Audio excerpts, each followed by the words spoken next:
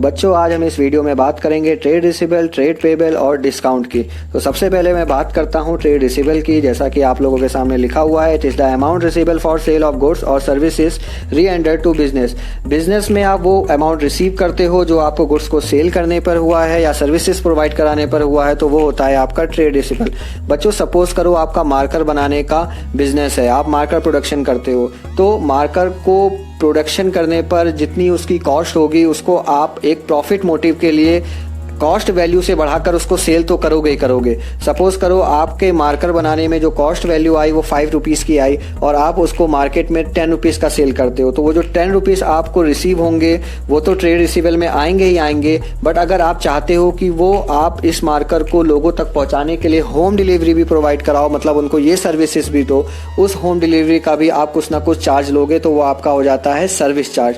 तो trade receivable में दोनों ही चीजें आ जाती हैं, सेल ऑफ गुड्स और सर्विसेज प्रोवाइडिंग, मतलब आप जो सर्विस उनको प्रोवाइड करा रहे हो।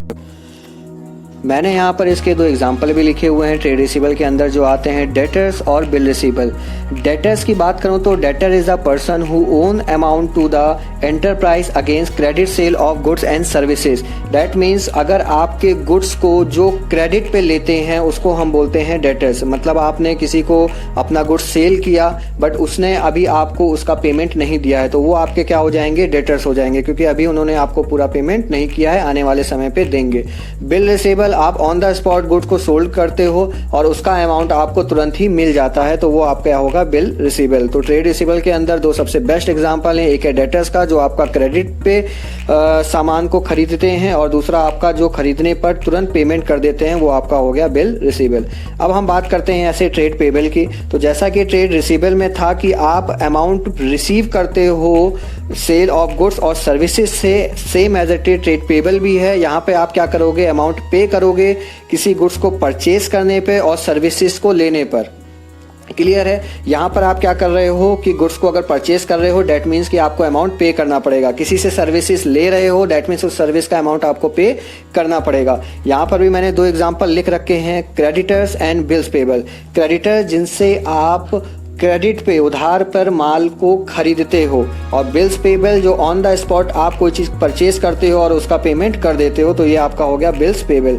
तो बच्चों आप लोगों को ट्रेड रिसीवेबल और ट्रेड पेबल क्लियर हो गया होगा।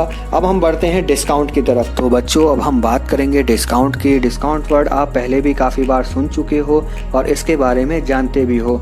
अगर आप मार्केट में कोई गुड्स परचेज करने जाते हो तो उसके ओरिजिनल प्राइस में आपको जो रिबेट मिलती है, जो छूट मिलती है, तो आप बोलते हो मुझे इसमें इतना डिस्काउंट मिला।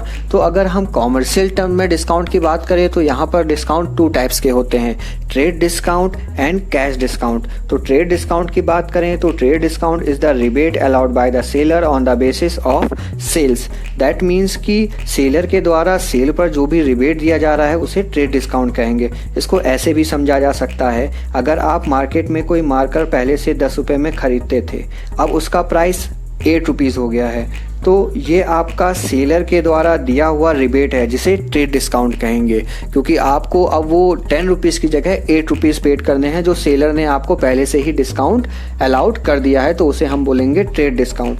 तो अब कैश डिस्काउंट क्या है? कैश डिस्काउंट की बात करें तो जो मार्कर अभी आप 10 रुपीज़ में परचेज कर रहे थे उसको सेलर ने 8 रुपीज़ का कर दिया है, तो ये आपका ट्रेड डिस्काउंट हो गया है। अब आप मार्केट गए, मार्केट में उसको आपको पता है कि वो मार्कर 8 रुपीज़ का है आपने, बट इस समय आपके पास इतना कैश भी नहीं है कि आप उसको 8 रुपीज़ में खरीद पाओ, परचेज कर पाओ।